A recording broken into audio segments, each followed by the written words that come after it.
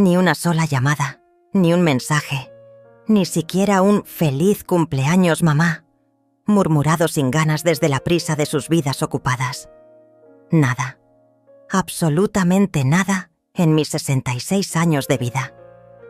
Estoy sentada frente a este pastel de chocolate que horneé ayer con la ilusión de que Marco y Selene vendrían a almorzar conmigo, como prometieron hace 3 semanas cuando les recordé por 10ª vez que hoy era mi cumpleaños. 66 velitas esperan ser encendidas mientras yo como sola, tragando cada bocado junto con las lágrimas que caen sobre el plato de porcelana que heredé de mi madre. Mi nombre es Adelina Leiva, y esta mañana desperté con la certeza de que mis propios hijos me habían enterrado en vida. La mesa del comedor está servida para 3 personas. Los vasos con agua de horchata que preparé desde las 5 de la mañana se han calentado bajo el sol que entra por la ventana. El olor a canela y vainilla del pastel se mezcla con el aroma del mole que lleva 4 horas cocinándose a fuego lento, igual que el resentimiento en mi pecho. Las tortillas de maíz que amasé con mis propias manos se han enfriado en el comal, esperando bocas que nunca llegaron. Los platos de cerámica azul que compré en el mercado hace 15 años brillan vacíos bajo la luz que se filtra entre las cortinas de encaje. Las servilletas de tela bordada que planché anoche con tanto cuidado permanecen dobladas e inmaculadas, como mi esperanza rota. Son las 2 de la tarde y el silencio de esta casa me está matando por dentro.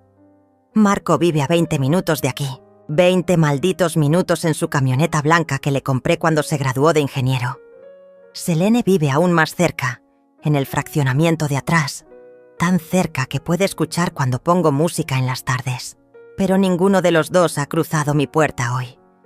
Ninguno de los dos ha recordado que la mujer que los parió, que se desangró trayéndolos al mundo, que trabajó doble turno limpiando oficinas para pagarles la universidad, cumple hoy 66 años. Tomo otro bocado del pastel y el sabor dulce se vuelve amargo en mi boca. El betún de chocolate se deshace entre mis dientes mientras las lágrimas siguen cayendo sobre el mantel de encaje que tejió mi abuela. Me levanto de la mesa dejando el plato a medias y camino hacia la ventana que da a la calle. Desde aquí puedo ver la casa de mi vecina Beatriz, que ayer por la noche me gritó desde su patio que me tenía preparada una sorpresa para hoy. Ella, una mujer que apenas conozco desde hace 2 años, se acordó de mi cumpleaños, pero mis propios hijos, la carne de mi carne, me ignoraron como si fuera invisible. El teléfono descansa mudo sobre la mesa de la sala. Lo miro como si fuera mi enemigo. Esta mañana marqué el número de Marco 4 veces. Las 4 veces saltó el buzón de voz con esa grabación fría que dice que está ocupado en una reunión importante. A Selene le marqué 6 veces. 6 veces escuché el tono repetirse hasta el infinito sin respuesta. Sus teléfonos funcionan perfectamente cuando necesitan dinero prestado o cuando quieren que cuide a los nietos. Pero hoy, en mi cumpleaños, se han vuelto mudos. Regreso a la mesa y enciendo las 66 velitas con manos temblorosas. La llama de cada una parpadea como mi fe en ellos. 66 años de vida, 42 de maternidad. Y esto es lo que he cosechado. Una mesa vacía y un corazón roto en pedazos tan pequeños que ya no sé cómo recomponerlos. El humo de las velas se eleva hacia el techo mientras yo pido un deseo que sé que jamás se cumplirá. Deseo que mis hijos recuerden que tengo sentimientos, que tengo un corazón que sangra cada vez que me ignoran. Soplo las velas de una sola vez y la cocina se llena de una oscuridad que refleja perfectamente el vacío en mi pecho. El olor a humo se mezcla con el aroma del mole que se ha comenzado a quemar en la estufa. Me levanto a apagarlo, pero ya es demasiado tarde. 4 horas de trabajo perdidas, igual que los 66 años que dediqué a criar hijos ingratos. Marco era mi orgullo cuando era pequeño. Me esperaba todas las tardes en la puerta de la escuela con su mochila azul y su sonrisa de dientes chuecos. Me contaba todo lo que había aprendido mientras caminábamos tomados de la mano hacia casa. Me preguntaba por qué papá no vivía con nosotros, y yo le inventaba cuentos bonitos para que no supiera que su padre nos había abandonado cuando él tenía 3 años. Trabajé turnos dobles en la fábrica textil para pagarle clases de inglés, para comprarle los útiles escolares más caros, para que nunca le faltara nada. Cuando se graduó de ingeniero, lloré de orgullo en primera fila del auditorio. Pensé que todo había valido la pena. Selene llegó 2 años después de Marco, cuando yo ya tenía 30 años y creía que no podría tener más hijos. Fue mi milagro. Mi pequeña guerrera que nació con los puños cerrados y gritando como si quisiera comerse el mundo. La cargué en brazos durante las noches de fiebre. Le enseñé a caminar sosteniéndola de las manitas. Le trencé el cabello cada mañana antes de llevarla al jardín de niños. Cuando su padre nos dejó, ella tenía apenas 1 año. Nunca conoció lo que era tener una familia completa, pero yo traté de ser madre y padre para ella. Ahora que las velas están apagadas y el mole se ha quemado en la estufa, me siento en esta cocina vacía, recordando lo que fui antes de convertirme en esta mujer invisible que mis hijos han decidido ignorar. Mi nombre completo es Adelina Socorro Leiva Mendoza. Nací un 4 de junio de 1959 en esta misma casa donde ahora lloro sola. Esta cocina ha sido testigo de toda mi vida. Aquí nací porque mi madre no llegó al hospital a tiempo. Aquí di mis primeros pasos, aferrada a las piernas de mi abuela Esperanza. Aquí aprendí a hacer tortillas cuando tenía 8 años. Aquí besé por primera vez a Roberto Suárez cuando tenía 16. Roberto. Ese nombre todavía me duele pronunciarlo después de tantos años. Era alto, moreno, con esas manos grandes que sabían arreglar cualquier cosa rota. Trabajaba en el taller mecánico de su tío y olía siempre a aceite de motor y a cigarrillos baratos. Me enamoré de él como se enamoran las muchachas tontas, creyendo que el amor lo puede todo, que basta con querer mucho a alguien para que esa persona te quiera igual. Nos casamos cuando yo tenía 22 años, en la iglesia del pueblo con un vestido blanco que mi madre cosió durante 2 meses. La fotografía de nuestra boda todavía está en mi buró, amarillenta y arrugada, pero ahí está. Los primeros años fueron buenos. Roberto trabajaba duro en el taller y yo daba clases en la escuela primaria del pueblo. Ganaba poco, pero me encantaba ver las caritas de los niños cuando les explicaba las letras o cuando les leía cuentos en voz alta. Por las tardes, Roberto llegaba a casa sucio de grasa, pero con ganas de platicar conmigo sobre su día. Cenábamos juntos viendo las noticias en esa televisión pequeña que compramos a plazos. Los domingos íbamos a misa y después a casa de sus padres a comer barbacoa. Éramos felices, o al menos yo creía que lo éramos. Marco nació cuando yo tenía 24 años, después de 8 horas de trabajo de parto que creí que me iban a matar. Era un bebé hermoso, gordito y rosado, con los ojos grandes de su padre y mi nariz pequeña. Roberto lloró cuando lo vio por primera vez. Lloró como un niño y me dijo que era el hombre más afortunado del mundo. Durante los primeros meses, se levantaba conmigo en las madrugadas cuando Marco lloraba. Me ayudaba a cambiarlo, a bañarlo, a dormirlo cantándole canciones inventadas que no tenían sentido pero que funcionaban. Pero algo cambió cuando Marco cumplió 1 año. Roberto comenzó a llegar tarde del trabajo. Primero fueron 15 minutos, después media hora, después 2 horas. Olía a cerveza y a perfume barato de mujer. Cuando le preguntaba dónde había estado, me gritaba que era una esposa celosa e insoportable. Me decía que trabajaba todo el día para mantener a su familia y que tenía derecho a relajarse con sus amigos. Yo callaba porque creía que tenía razón, porque creía que una buena esposa no hace preguntas incómodas. Selene llegó cuando Marco tenía 2 años y medio. Mi segundo embarazo fue más difícil. Tuve náuseas durante 6 meses y se me hincharon, tanto los pies que no podía ponerme los zapatos. Roberto casi no estuvo presente durante esos meses. Llegaba borracho 2 o 3 veces por semana. Se quedaba dormido en el sillón de la sala y yo tenía que taparlo con una cobija para que no se enfermara. Cuando nació Selene, él estaba en una cantina con sus amigos. Llegó al hospital 3 horas después, apestando a alcohol y con los ojos rojos. Fue entonces cuando comenzó a golpearme. La primera vez fue una bofetada porque se me había quemado la cena. Estaba cargando a Selene, que lloraba con cólicos mientras vigilaba a Marco, que apenas caminaba y se metía todo en la boca. Se me olvidó voltear los huevos y se quemaron. Roberto llegó hambriento y cansado, vio la cena arruinada y su mano voló hasta mi mejilla. El golpe fue tan fuerte que me tambaleé. Selene se puso a llorar más fuerte y Marco corrió a esconderse, debajo de la mesa. Roberto se disculpó inmediatamente. Dijo que había tenido un día terrible en el trabajo, que estaba muy estresado, que nunca volvería a pasar.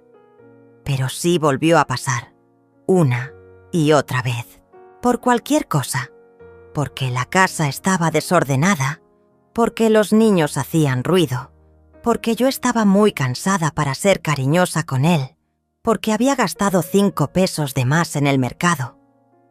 Los golpes se volvieron tan comunes como las disculpas que venían después. Roberto lloraba, me abrazaba, me prometía que cambiaría, me compraba flores baratas del mercado y por unos días volvía a ser el hombre del que me había enamorado. Dejé de dar clases cuando Selene cumplió 6 meses. Roberto dijo que una madre debía estar en casa cuidando a sus hijos, no trabajando fuera. Yo acepté porque creía que tenía razón, porque creía que mi deber era ser esposa y madre antes que mujer. Sin mi sueldo dependía completamente de él. Me daba dinero contado para la comida y me pedía cuentas de cada peso gastado. Si me sobraba dinero, se enojaba porque decía que le había pedido de más. Si me faltaba, se enojaba porque decía que era una mala administradora. Los niños crecieron viendo a su padre gritarme y golpearme. Marco aprendió a esconderse en su cuarto cuando escuchaba la voz alta de Roberto. Selene aprendió a no llorar para no hacer más ruido. Los dos aprendieron que los hombres gritan y las mujeres lloran, que esa era la manera normal en que funcionaban las familias. Yo les sonreía por las mañanas como si nada hubiera pasado. Les preparaba el desayuno, los mandaba a la escuela limpios y bien peinados. Nadie podía saber lo que pasaba dentro de nuestra casa. Una noche, cuando Marco tenía 3 años y Selene 1, Roberto llegó más borracho que nunca. Yo estaba lavando los trastes cuando entró gritando que la casa era un desastre. No era cierto. Yo había limpiado toda la tarde, pero él necesitaba una razón para descargar su rabia. Me jaló del cabello, me tiró al suelo y comenzó a patearme en las costillas. Selene estaba en su cuna llorando y Marco apareció en la puerta de la cocina con su pijama de ositos, mirando cómo su padre lastimaba a su madre. Esa noche, mientras Roberto roncaba borracho en nuestra cama después de golpearme hasta dejarme con 3 costillas fracturadas, tomé la decisión más difícil de mi vida.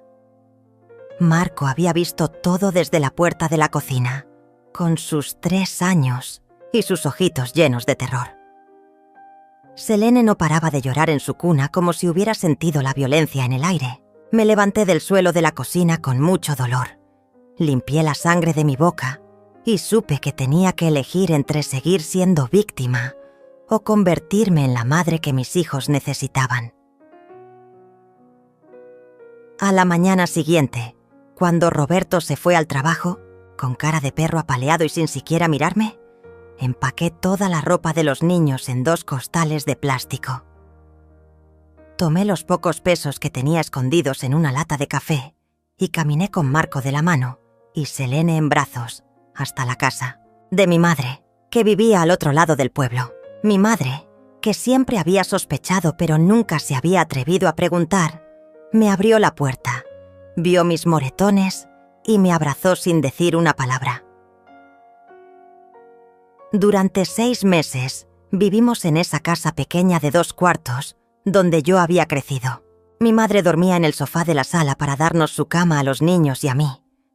No era fácil.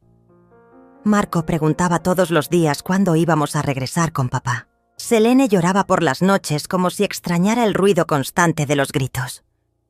Yo trabajaba durante el día limpiando casas ajenas y por las noches cosía ropa para ganar unos pesos extra.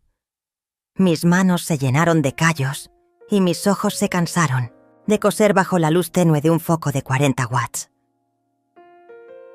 Roberto venía a buscarnos cada semana. Se paraba frente a la casa de mi madre y gritaba que éramos su familia, que tenía derecho a llevarnos de regreso.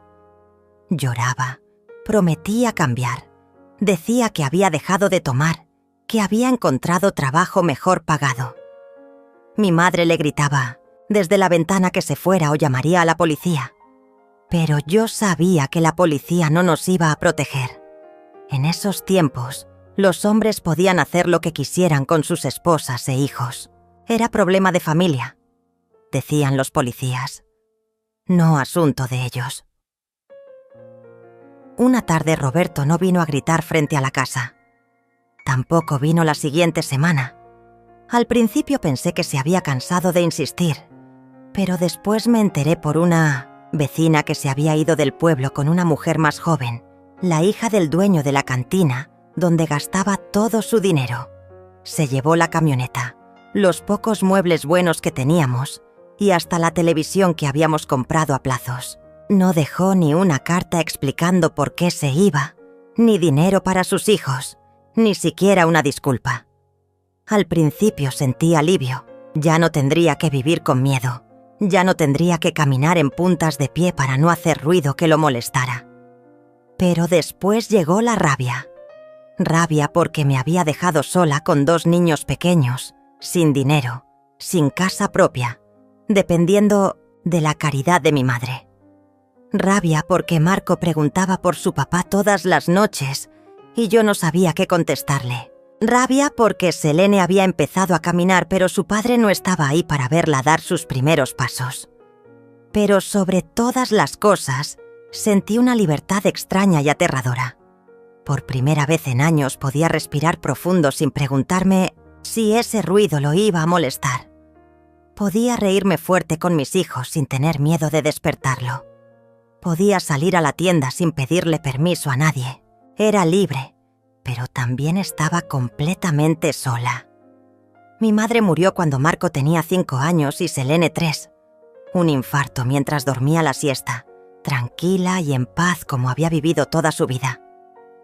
De repente me encontré heredando esta casa vieja pero pagada, con sus paredes de adobe y su techo de lámina que gotea cuando llueve fuerte. Era mía, completamente mía. El primer lugar en el mundo que me pertenecía solo a mí. Volví a dar clases en la escuela primaria. La directora me conocía desde que era niña y me dio trabajo a pesar de que había estado años sin enseñar. El sueldo era poco, pero alcanzaba para comer todos los días y para comprarles zapatos nuevos a los niños cuando se les rompían los viejos. Marco y Selene crecieron viendo a su madre trabajar duro, levantarse antes del amanecer para preparar el desayuno, llegar cansada por las tardes, pero siempre con ganas de preguntarles cómo les había ido en la escuela. Los niños nunca más preguntaron por su padre. Era como si hubieran entendido que era mejor no hablar de él. Marco se convirtió en el hombrecito de la casa. Me ayudaba a cargar las bolsas del mercado, cuidaba a Selene cuando yo tenía que trabajar los sábados, arreglaba las cosas que se rompían en la casa. Selene se volvió mi sombra, siempre pegada a mis faldas, ayudándome a cocinar parada en una silla para alcanzar la estufa. Durante los siguientes 15 años mi vida giró completamente alrededor de ellos. Cada peso que ganaba era para darles lo mejor que podía. Cada decisión que tomaba era pensando en su bienestar. Dejé de existir como Adelina para convertirme únicamente en la mamá de Marco y Selene. No tuve novios, no salí con amigas, no me compré ropa nueva a menos que fuera estrictamente necesaria. Todo lo que era y todo lo que hacía era para ellos. Cuando Marco se graduó de la preparatoria, trabajé turnos dobles en una fábrica textil para pagarle la universidad. Limpiaba oficinas por las noches después de dar clases durante el día. Llegaba a casa a las 11 de la noche con las manos hinchadas de tanto usar productos de limpieza, pero valía la pena ver a mi hijo estudiar ingeniería en una universidad privada. Cuando Selene quiso estudiar administración, hice lo mismo. Vendí las joyas de mi madre, pedí prestado dinero que tardé años en pagar. Trabajé hasta que mi cuerpo no daba más. Los dos se graduaron con honores. Los dos consiguieron buenos trabajos. Los dos se casaron con personas que yo ayudé a mantener durante los primeros años, cuando no tenían dinero. Los dos tuvieron hijos a los que yo cuidé gratis mientras ellos trabajaban. Y los dos, poco a poco, comenzaron a visitarme menos, a llamarme menos, a necesitarme menos, hasta llegar a hoy. Hasta llegar a este cumpleaños número 66, donde ni siquiera se acordaron de que existo. Marco se casó hace 5 años con Leticia Cervantes, una mujer delgada y ambiciosa que trabaja en un banco y que desde el primer día me hizo sentir como si fuera un estorbo en la vida de su esposo. La primera vez que la conocí, vino a cenar a mi casa con un vestido blanco inmaculado y zapatos altos que resonaban contra el piso de cemento de mi cocina como pequeños martillazos. Se sentó en mi mesa, comió la comida que había tardado toda la tarde en preparar y durante toda la cena me habló de usted. A mí, la madre del hombre que decía amar.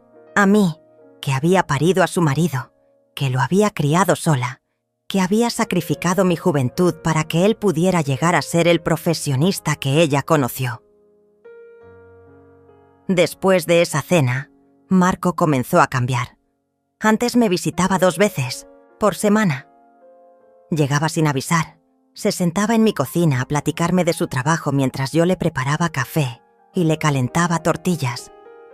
Me contaba sus problemas, me pedía consejos, me abrazaba cuando se iba. Pero después de Leticia, las visitas se volvieron citas programadas.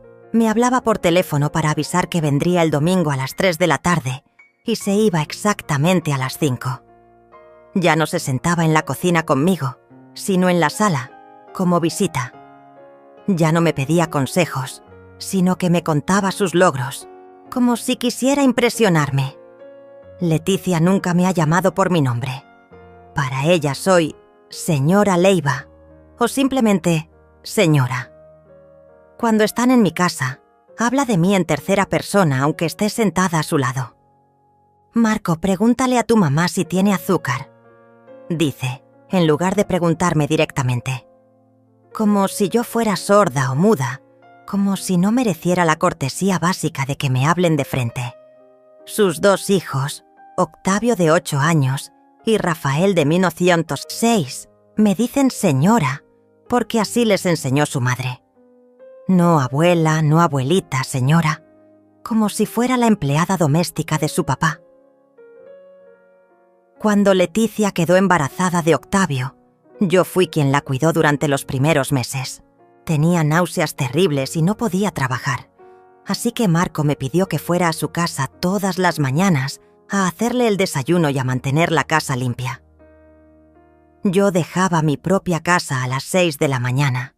Caminaba media hora hasta la suya, limpiaba, cocinaba, lavaba ropa y regresaba a las 2 de la tarde para ir a dar mis clases.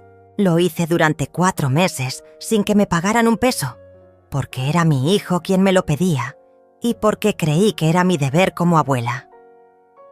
Pero cuando nació Octavio, Leticia no me dejó cargarlo durante las primeras semanas.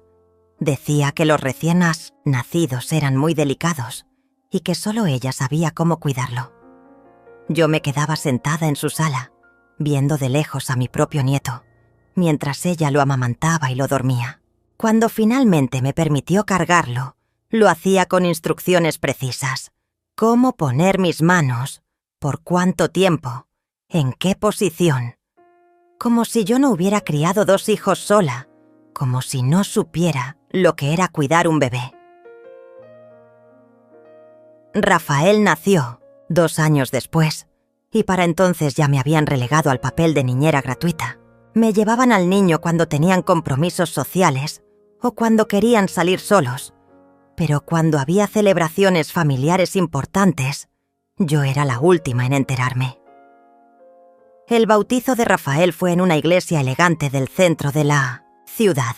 Me avisaron 3 días antes, y cuando llegué, me sentaron en la última banca, junto a los amigos lejanos, mientras que los padres de Leticia ocupaban los lugares de honor junto al altar. Selene se casó 2 años después que Marco, con un hombre bueno llamado Eliseo Valverde, que trabaja en una empresa de construcción. Al principio pensé que mi hija había elegido mejor que su hermano. Eliseo era cariñoso conmigo, me hablaba de tú, me ayudaba con las bolsas cuando iban de visita. Pero Selene había aprendido algo venenoso de la esposa de su hermano. Había aprendido que las suegras somos un mal necesario que hay que tolerar, pero mantener a distancia. Cuando Selene quedó embarazada de Yasmín hace 16 años, yo pensé que mi relación con ella iba a mejorar.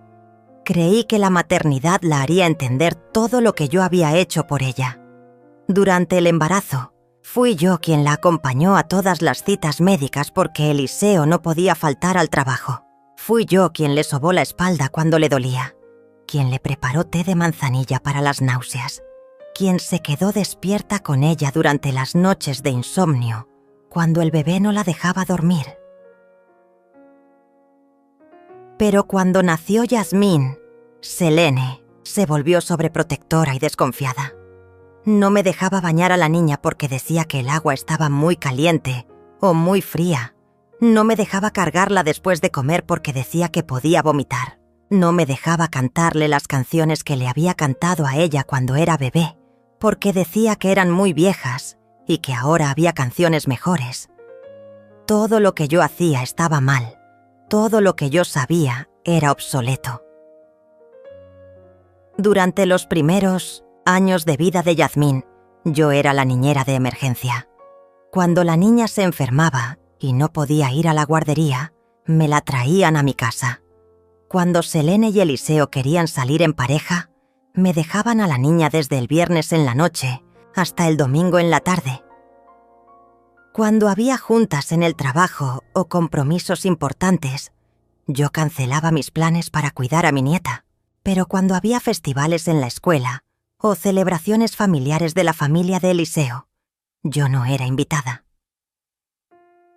Los años pasaron y mis hijos construyeron sus propias vidas, sus propias tradiciones, sus propias familias donde yo era una invitada, ocasional en lugar de la matriarca que había sacrificado todo por ellos. Marco compró una casa grande en una zona residencial y organizaba cenas familiares donde yo era la única que lavaba los platos después de comer. Selene se mudó a un fraccionamiento nuevo y hacía fiestas de cumpleaños para Yasmín, donde yo era quien cuidaba a los demás niños mientras ella se tomaba fotos con las otras mamás. Poco a poco, sin darme cuenta, me convertí en la empleada doméstica no remunerada de mis propios hijos. Era quien limpiaba sus casas cuando tenían visitas importantes, quien cuidaba a sus hijos cuando tenían planes, quien cocinaba para las reuniones familiares pero comía sola en la cocina después de servir a todos los demás. Era útil pero invisible, necesaria pero no respetada. Y hoy, en mi cumpleaños 66, ni siquiera soy eso. Hoy soy completamente invisible. Miro el reloj de la pared y marca las 4 de la tarde. 4 horas han pasado desde que soplé las velas de mi cumpleaños en soledad. 4 horas desde que comprendí que mis hijos me habían borrado de sus vidas. Pero algo extraño está pasando dentro de mí.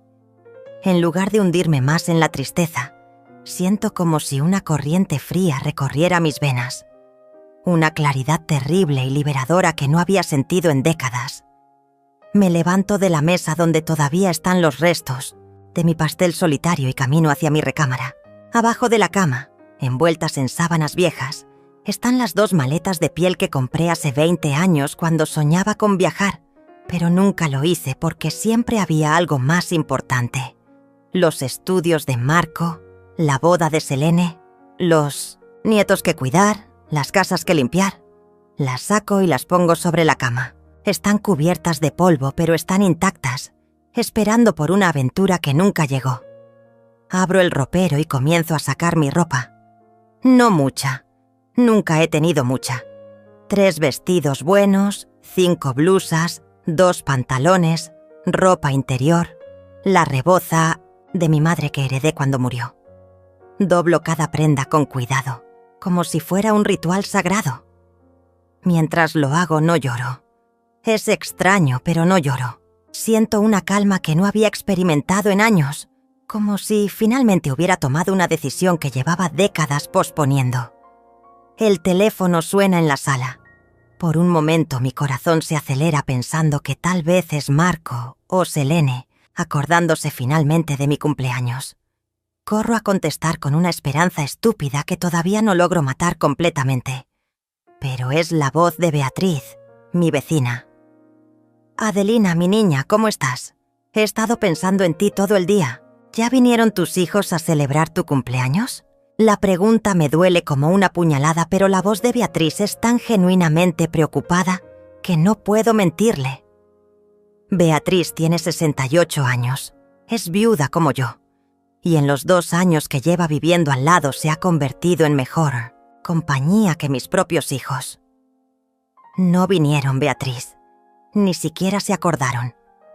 Hay un silencio largo del otro lado de la línea.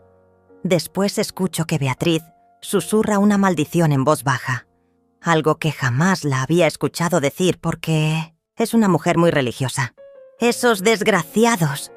Perdón por hablar así de tus hijos, pero no hay otra palabra. ¿Sabes qué?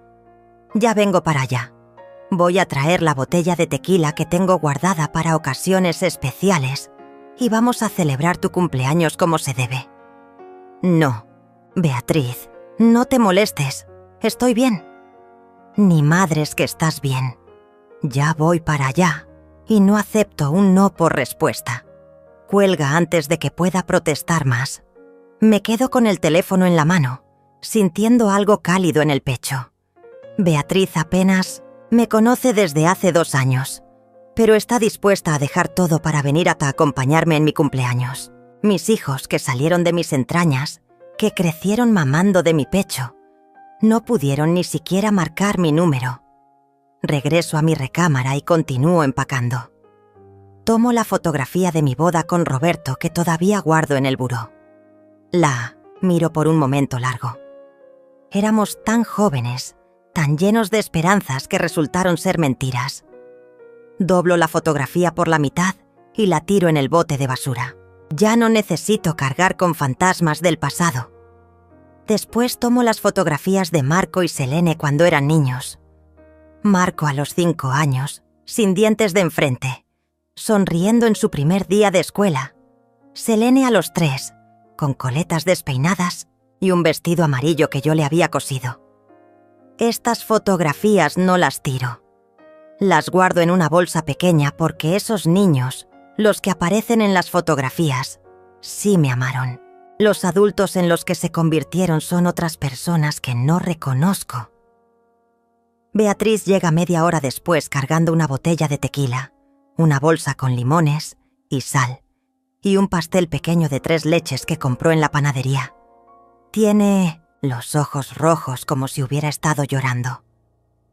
No puede ser posible que una mujer como tú esté sola en su cumpleaños. No puede ser posible que tus propios hijos sean tan desgraciados. Me abraza fuerte y yo por fin me permito llorar. Lloro sobre su hombro mientras ella me acaricia el cabello como si fuera una niña. Lloro por todos los cumpleaños que mis hijos olvidaron, por todas las veces que cancelé mis planes para ayudarlos y ellos no estuvieron disponibles cuando los necesité, por todos los años que dediqué a ser madre sin ser persona. ¿Sabes qué vamos a hacer?, dice Beatriz mientras me sirve un caballito de tequila. Vamos a celebrar que tienes 66 años de vida, 66 años de experiencia, 66 años de sabiduría. Y vamos a celebrar que ya es hora de que vivas para ti. Nos tomamos el tequila y prendemos nuevamente las velas del pastel que horneé en la mañana. Esta vez, cuando pido mi deseo, no pido que mis hijos me amen. Pido fuerza para amarme a mí misma. Pido valor para empezar de nuevo. Pido la sabiduría para entender que nunca es demasiado tarde para ser feliz. Beatriz se queda conmigo hasta las 8 de la noche. Me cuenta historias de cuando era joven, de los lugares que conoció cuando viajaba con su esposo, de los planes que tiene para aprender a pintar ahora que está viuda. Me habla de una amiga suya que a los 70 años se mudó sola a la playa y abrió un pequeño restaurante. Me habla de otra que a los 65 empezó a estudiar inglés y ahora da clases a turistas. La vida no se acaba cuando tus hijos crecen, Adelina. Al contrario, ahí es cuando empieza tu verdadera vida. Cuando Beatriz se va, regreso a mi recámara y termino de empacar. En la maleta más pequeña pongo documentos importantes. Mi acta de nacimiento, mi título de maestra, los papeles de la casa, mi cartilla de seguro social. En la más grande pongo mi ropa y las pocas cosas que realmente me importan. La rebosa de mi madre, 2 libros que he leído 1000 veces, el rosario que me regaló mi abuela. Mañana, cuando amanezca, voy a hacer algo que jamás pensé que sería capaz de hacer. Voy a irme de esta casa donde he vivido toda mi vida. No sé a dónde. Todavía no lo decido. Tal vez a la playa, como la amiga de Beatriz. Tal vez a una ciudad donde nadie me conozca como la madre de Marco y Selene. Donde pueda ser solamente Adelina. A las 5 de la mañana del día siguiente, me despierto sin necesidad de despertador. Es extraño, pero dormí mejor que en años. Tal vez porque por primera vez en décadas tomé una decisión completamente mía, sin pensar en lo que Marco y Selene necesitaban de mí. Me levanto, me doy un baño largo con agua caliente, me pongo mi vestido azul más bonito y me peino el cabello hacia atrás como me gustaba cuando era joven. Mis maletas están junto a la puerta, esperando. Las miro y siento esa mezcla extraña de terror y emoción que debe sentir un pájaro cuando sale por primera vez de su jaula. Preparo café, tuesto 2 rebanadas de pan y desayuno en silencio, saboreando cada bocado como si fuera mi última comida en esta casa. El sol entra por la ventana de la cocina, iluminando las flores que corté ayer para mi cumpleaños fallido. Se ven diferentes ahora, no tristes, sino hermosas, como una despedida elegante. A las 7 en punto suena el teléfono. Es Marco. Siento un vuelco en el estómago porque por un momento pienso que tal vez se acordó, tal vez me va a pedir perdón, tal vez todo va a cambiar. Contesto con el corazón acelerado. Mamá, necesito que vengas a cuidar a Octavio y Rafael hoy. Leticia tiene cita con el ginecólogo y yo tengo una junta importante que no puedo cancelar. No me pregunta cómo estoy. No me felicita por mi cumpleaños de ayer. No se disculpa por no haber venido. Simplemente asume que voy a dejar todo para resolver su problema, como siempre he hecho durante 42 años. No puedo, Marco. Hay un silencio del otro lado de la línea. Es la primera vez en mi vida que le digo que no puedo ayudarlo. ¿Cómo que no puedes? ¿Qué tienes que hacer que sea más importante que cuidar a tus nietos? Su tono es de irritación genuina, como si mi negativa fuera un capricho incomprensible. Como si yo no tuviera derecho a tener planes propios. Como si existiera únicamente para estar disponible cuando él me necesita. Tengo cosas que hacer, hijo. ¿Qué cosas? Mamá, ya no trabajas. No tienes compromisos. Solo necesito que cuides a los niños por 3 horas. Solo necesito. Como si fuera algo simple. Como si no implicara que yo cancele mis planes. Que tome 2 camiones para llegar a su casa. Que pase la mañana corriendo detrás de 2 niños que apenas me conocen. Porque su madre no los deja visitarme seguido. Ya te dije que no puedo, Marco. Está bien, mamá. No sé qué te pasa hoy, pero ya encontraré a alguien más. Que tengas buen día. Cuelga sin despedirse. Ni siquiera le doy tiempo de contestar. Me quedo con el teléfono en la mano, sintiendo algo que nunca había sentido antes. Poder. El poder de decir no. El poder de elegir qué hacer con mi tiempo. El poder de no ser la solución automática a los problemas de otros.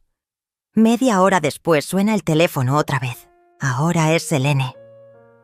Mamá, Marco me contó que le dijiste que no podías cuidar a los niños. ¿Estás enferma? Para Selene, la única razón por la que yo no estaría disponible para ayudar sería una enfermedad grave. No se le ocurre que pueda tener planes propios, deseos propios, una vida propia. No estoy enferma, mijita.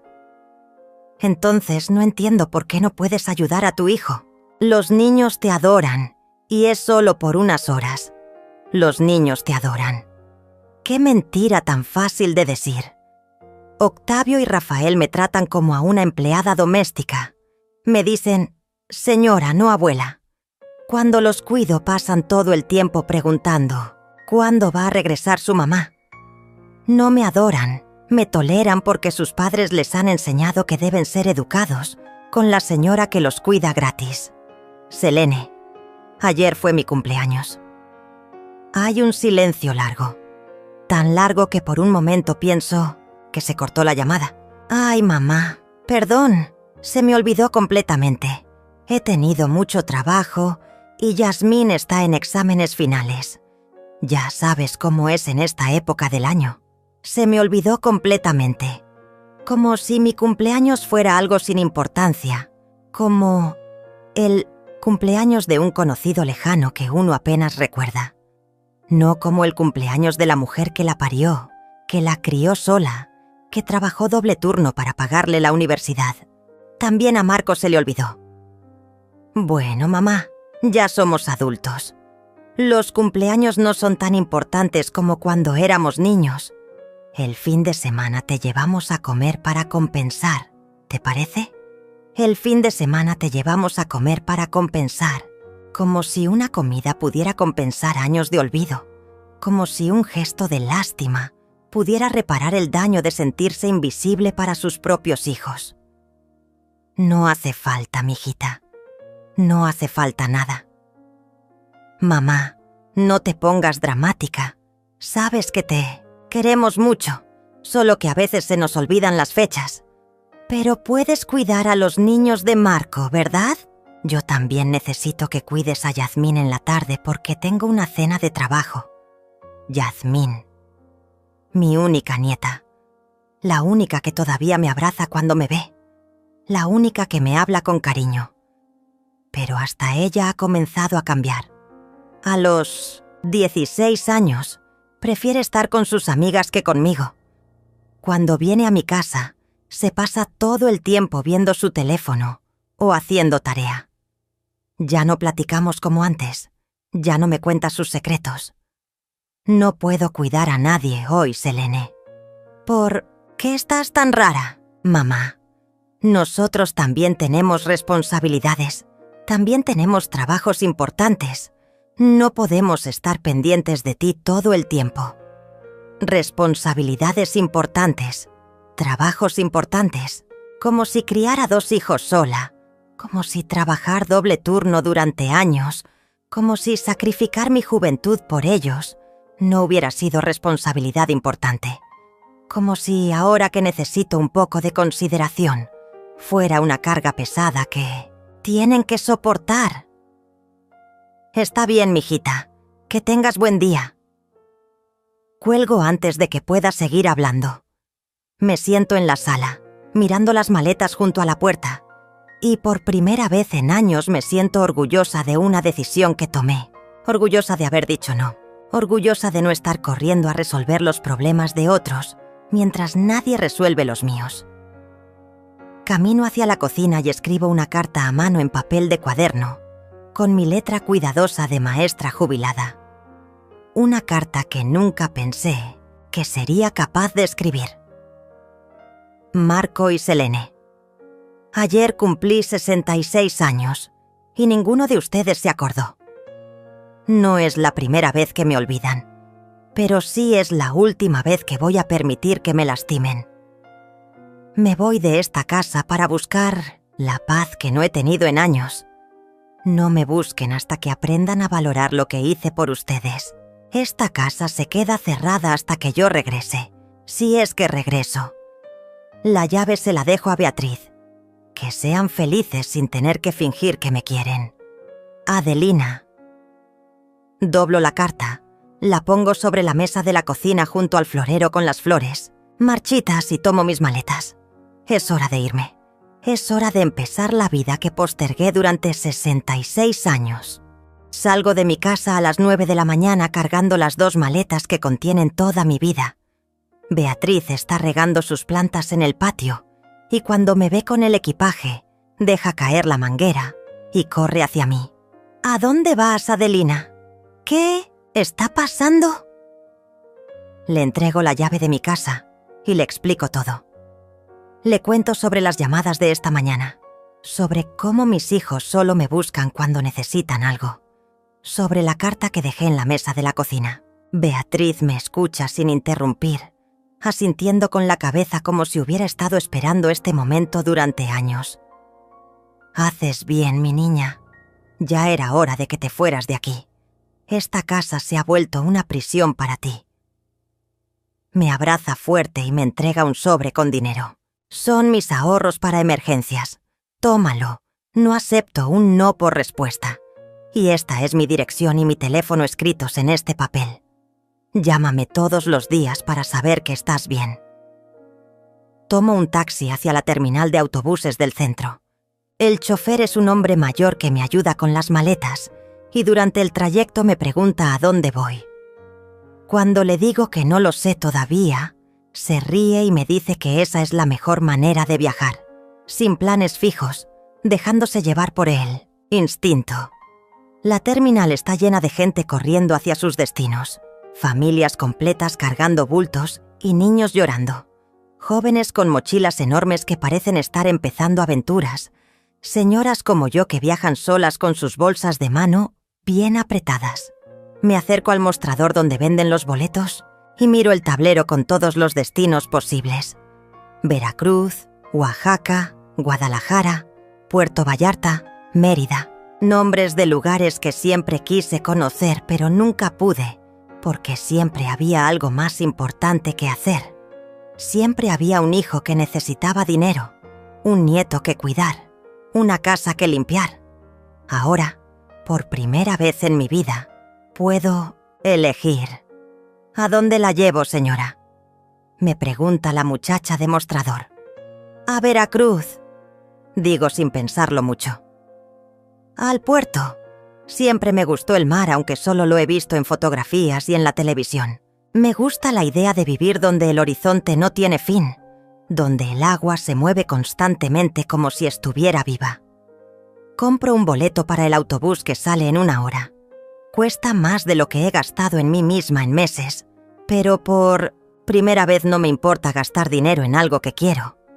Mientras espero el autobús, me siento en una banca de plástico azul y observo a la gente pasar. Una pareja joven se despide con besos y lágrimas. Un hombre de negocios habla por teléfono mientras arrastra una maleta con rueditas. 3 señoras mayores viajan juntas hacia Guadalajara, riéndose y compartiendo dulces como si fueran niñas, en excursión escolar. Mi teléfono suena. Es Marco otra vez. Dejo que suene hasta que se corte. Vuelve a sonar inmediatamente. Esta vez es Selene. También dejo que se corte.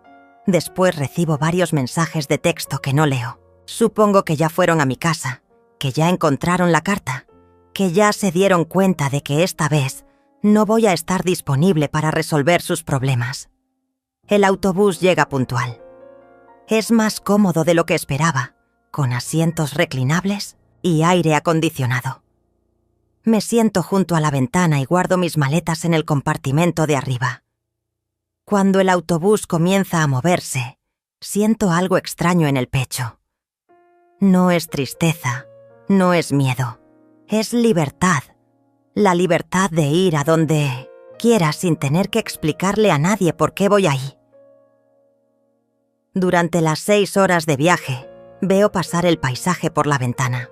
Montañas verdes, pueblos pequeños, campos de caña, vacas pastando bajo el sol. México es más grande y más hermoso de lo que imaginaba desde mi cocina. He vivido 66 años y apenas ahora estoy conociendo mi propio país. La señora, que viaja en el asiento de al lado, se llama Graciela.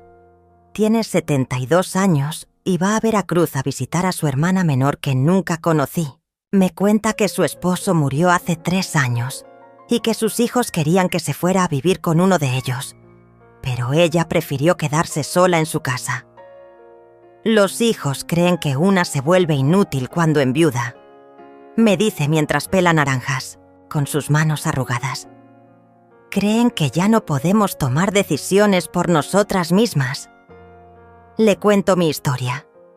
Le hablo de mi cumpleaños olvidado, de las llamadas de esta mañana, de la decisión de irme sin avisar.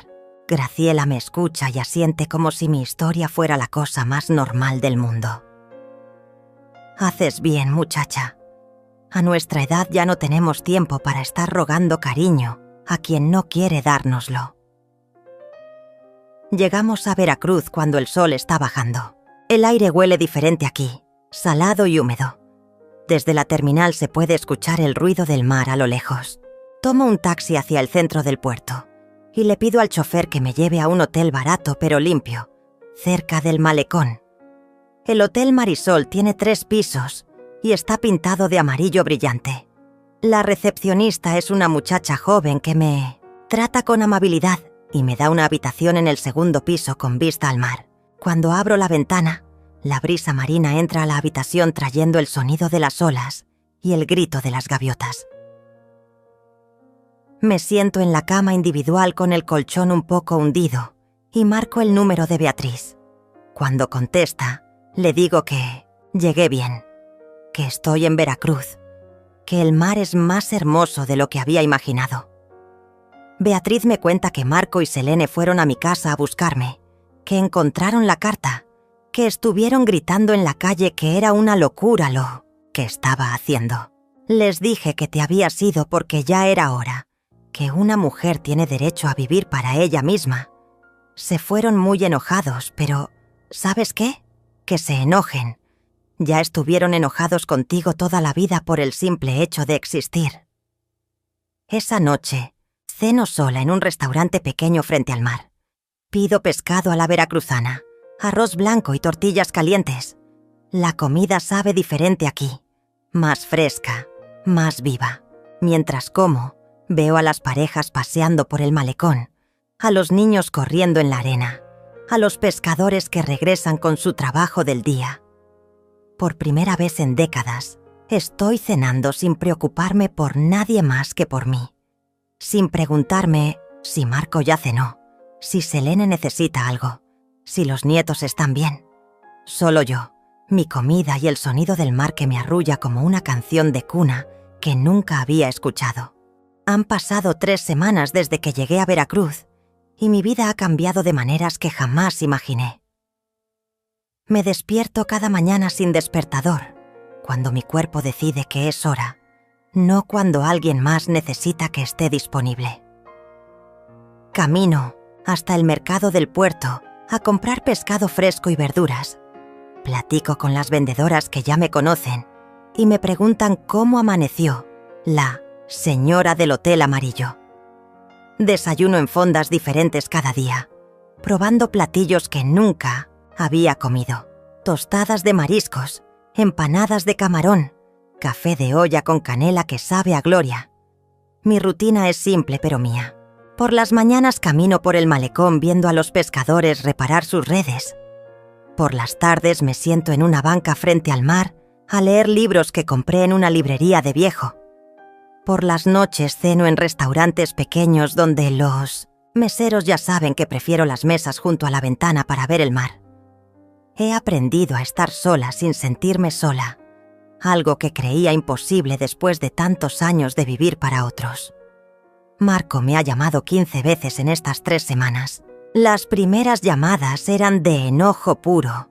Me gritaba que era una irresponsable, que cómo se me ocurría irme sin avisar, que tenía responsabilidades familiares que no podía abandonar así, nada más.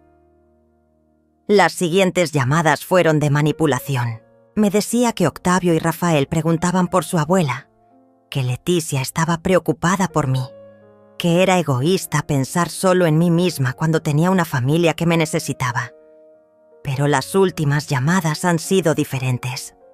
Ayer me llamó, con voz quebrada, para decirme que había tenido que faltar al trabajo 2 veces porque no encontró con quién dejar a los niños.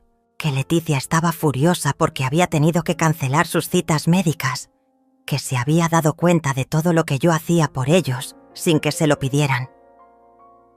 Mamá, ya entendí. Entendí que te tratamos mal, que te damos por hecho, que solo te buscamos cuando necesitamos algo. Pero ven a casa, por favor. Podemos arreglar las cosas. Podemos arreglar las cosas. Como si 40 años de olvido y desprecio se pudieran arreglar con una disculpa y una promesa. Como si yo fuera tan ingenua como para creer que van a cambiar cuando lo único que los motivó a llamarme fue quedarse sin niñera gratis. Selene ha sido más directa en su desesperación. Me contó que Yasmín está reprobando matemáticas porque ella no puede ayudarla con la tarea después del trabajo, que Eliseo está enojado porque la casa está siempre desordenada, que necesita que regrese porque no puede con todo sola. Mamá, sé que la regué contigo, pero necesito tu ayuda. Siempre he necesitado tu ayuda, solo que nunca te lo dije. Siempre he necesitado tu ayuda. Por fin una verdad saliendo de su boca, pero una verdad dicha con 40 años de retraso, cuando ya no me importa ser necesitada por quienes nunca me valoraron. Esta mañana encontré trabajo en una cafetería frente al mar que se llama Esperanza. La dueña es una mujer de mi edad llamada Carmen, que se mudó aquí desde Ciudad de México después de divorciarse. Necesita a alguien que atienda las mesas durante las mañanas, porque ella sola no puede con todo el trabajo. El sueldo no es mucho, pero es suficiente para pagar mi cuarto en el hotel y comer todos los días. ¿Tienes experiencia atendiendo mesas?, me preguntó Carmen durante la entrevista. Tengo experiencia atendiendo gente toda mi vida, le contesté, solo que nunca me pagaron por hacerlo. Carmen se rió y me contrató en ese momento. Mi primer día de trabajo fue ayer. Me puse mi vestido más bonito y zapatos cómodos para caminar. Atendí a turistas que venían a desayunar después de llegar en el autobús de la madrugada, a pescadores que pedían café cargado antes de salir al mar, a familias veracruzanas que venían a comer mariscos frescos. Cada cliente me trataba con respeto, me daba las gracias, me dejaba propina por mi servicio. En 8 horas de trabajo recibí más reconocimiento que en años de cuidar a mis nietos gratis. Al final del día, Carmen me pagó mi primer sueldo y me invitó a tomarme una cerveza en la terraza de la cafetería. Mientras veíamos el atardecer sobre el mar, me contó su historia. Su esposo la engañó durante 15 años con su secretaria. Sus 3 hijos le dijeron que era una exagerada por divorciarse, que debía perdonar y seguir adelante por el bien de la familia. Ella empacó sus cosas, vendió todo lo que pudo y se vino a Veracruz a empezar de nuevo a los 58 años. ¿Te arrepientes?, le pregunté. Jamás. Los primeros meses fueron difíciles, pero ahora no cambiaría esta vida por nada. Aquí soy Carmen, la del café, no la esposa de fulano o la mamá de mengano. Soy yo misma. Entiendo perfectamente lo que quiere decir. Aquí en Veracruz, también soy yo misma. Soy Adelina que camina por el malecón todas las mañanas. Adelina que lee en las bancas frente al mar. Adelina que trabaja en la cafetería y recibe propinas por hacer bien su trabajo. No soy la mamá de Marco que debe estar disponible cuando él necesite niñera. No soy la mamá de Selene que debe resolver sus problemas domésticos. Soy simplemente Adelina. Anoche, mientras cenaba tacos de pescado en un puesto callejero, vi una pareja de ancianos caminando tomados de la mano por el malecón. Debían tener más de 70 años, pero se veían enamorados como adolescentes. Ella llevaba un vestido floreado y él una guayabera blanca. Se detuvieron a ver el mar y él le susurró algo al oído que la hizo reír. En ese momento entendí que la vida no se acaba a los 66 años, que todavía puedo conocer gente nueva, tener aventuras nuevas, tal vez hasta enamorarme de nuevo. Esta mañana desperté sintiendo algo que no había sentido en décadas. Esperanza. Esperanza de que mi historia apenas está comenzando, de que los mejores años de mi vida pueden estar por delante, no atrás. Esperanza de que puedo ser feliz sin necesitar la aprobación de nadie, especialmente de quienes nunca supieron valorar lo que hice por ellos. Mi teléfono está sobre la mesa de noche, silenciado. Sé que Marco y Selene siguen llamando, pero ya no contesto. No porque esté enojada, sino porque ya no me interesa escuchar sus promesas vacías o sus reproches desesperados. Estoy ocupada construyendo la vida que siempre quise tener. Han pasado 2 meses desde que llegué a Veracruz y hoy recibí una carta que cambió todo. No fue de Marco ni de Selene, sino de Yasmín, mi nieta de 16 años. La carta llegó a la cafetería porque le di esa dirección a Beatriz para emergencias. Yasmín había conseguido la dirección preguntándole a ella. «Querida abuela», empezaba la carta con esa letra redonda que reconocí inmediatamente. «Sé que mamá y el tío Marco se portaron mal contigo. Sé que se olvidaron de tu cumpleaños y que solo te buscaban cuando necesitaban algo. Pero yo no soy como ellos. Yo sí te extraño de verdad. Desde que te fuiste, las matemáticas se me han hecho imposibles y nadie me explica como tú. Pero, más que eso, extraño nuestras pláticas en tu cocina. Extraño que me preguntes cómo me fue en la escuela. Extraño que alguien me escuche de verdad». Yasmín me contaba en la carta que sus padres habían peleado todos los días desde que me fui. Que Celine lloraba en las noches porque no sabía cómo manejar la casa y el trabajo al mismo tiempo. Que había tenido que contratar una muchacha para que la ayudara con la limpieza y que le costaba el doble de lo que yo les cobraba.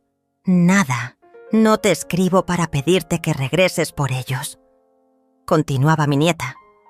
«Te escribo para decirte que si regresas, yo sí voy a tratarte como te mereces. Yo sí voy a visitarte aunque no necesite nada. Yo sí me voy a acordar de tu cumpleaños y de los días importantes para ti». Al final de la carta, Yasmín me mandaba una fotografía donde aparecía sosteniendo un cartel que decía: «Te extraño, abuela Adelina. Eres la mejor mujer que conozco». Lloré al leer esa carta, pero no fueron lágrimas de tristeza, sino de alegría. Mi nieta había entendido lo que sus padres nunca entendieron: que yo tengo sentimientos, que merezco respeto, que soy una persona completa más allá de ser su abuela. Esa tarde llamé a Yasmín. Su voz se quebró cuando escuchó la mía. «Abuela, ¿cuándo vas a regresar?» «No lo sé, mi amor. Estoy muy bien aquí en Veracruz. He aprendido a vivir para mí misma. Entiendo que no quieras regresar por mis papás, pero ¿podrías regresar por mí? Te prometo que todo va a ser diferente». Le expliqué que no era su responsabilidad cambiar a sus padres, que ella no tenía que prometerme nada porque el amor verdadero no necesita promesas. Pero también le dije que estaba considerando regresar, No por Marco ni por Selene, sino porque la extrañaba a ella y porque me daba cuenta de que podía enseñarle algo importante. Que las mujeres podemos vivir con dignidad, que no tenemos que aceptar migajas de cariño, que merecemos respeto siempre. Carmen me ha enseñado mucho en estos 2 meses. Me ha enseñado que es posible empezar de nuevo a cualquier edad, que la soledad puede ser libertad si la elegimos nosotras, que no necesitamos la aprobación de nadie para ser felices. Pero también me ha enseñado que cuando alguien cambia, de verdad, cuando alguien muestra respeto genuino, es válido darle una oportunidad. ¿Qué vas a hacer?, me preguntó ayer mientras limpiábamos las mesas de la cafetería. Creo que voy a regresar, pero no como la misma mujer que se fue. ¿Y si vuelven a tratarte mal? Entonces me regreso aquí. Ahora sé que puedo vivir sola, que puedo trabajar, que puedo ser feliz sin depender de nadie. Ya no tengo miedo. Esta mañana compré un boleto de autobús de regreso a casa. Pero antes de irme, hice algo que nunca había hecho. Me compré un vestido nuevo, color verde mar, que me hace sentir hermosa. Me compré zapatos cómodos para caminar y un collar de conchas marinas que me recuerde siempre el sonido del mar y la libertad que encontré aquí. El autobús sale mañana por la mañana. Regreso a casa, pero no regreso derrotada ni pidiendo perdón.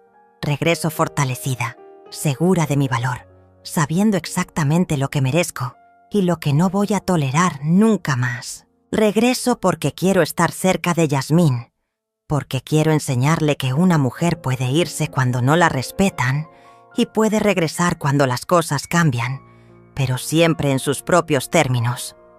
Marco y Selene no saben que regreso. Será una sorpresa, pero esta vez la sorpresa será mía. Esta vez soy yo quien toma las decisiones, quien pone las reglas, quien decide cómo quiere vivir. Esta noche, mi última noche en Veracruz, cené en la terraza de la cafetería viendo el atardecer. Sobre el mar, Carmen me regaló una fotografía de nosotras dos, sonriendo con los brazos cruzados, vestidas con nuestros delantales de trabajo. En el reverso escribió: «Para Adelina, que aprendió a volar a los 66 años. Por primera vez en décadas, cuando pienso en el futuro no siento miedo sino emoción.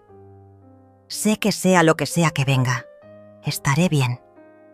Porque ya no soy la mujer que se sacrifica en silencio. Soy la mujer que se va cuando no la valoran y que regresa solo cuando quiere hacerlo. Mañana empieza el resto de mi vida. Y por primera vez en 66 años, esa vida me pertenece completamente a mí».